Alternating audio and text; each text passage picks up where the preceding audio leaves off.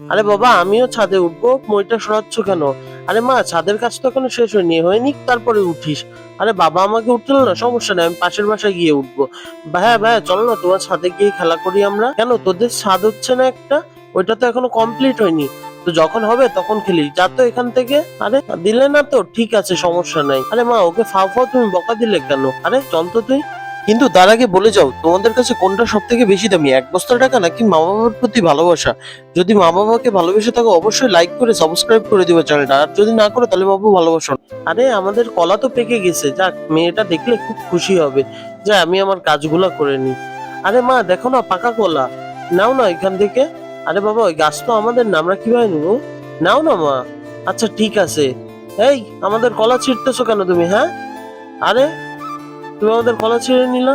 আরে এই মা, তোমাকে কি আমি এমন শিক্ষা দিয়েছি যে কেউ কিছু খাইলে তুমি তাকে এইভাবে বকা দিবা? আরে সমস্যা নেই ভাই, আমারই দোষ, ও ছাদে উঠতে চেয়েছিল, আমি ওকে উঠতে দেইনি। আরে আম্মা, তুমি ছাদে খেলা করবে না? চলো আমার সাথে চলো। না আমি খেলবো না, আমাদের ছাদ হয়ে যাচ্ছে, আমি ওইখানে খেলবো। মা, আগে থেকে সব চিন্তা করতে হয় কাকে কি বলবো।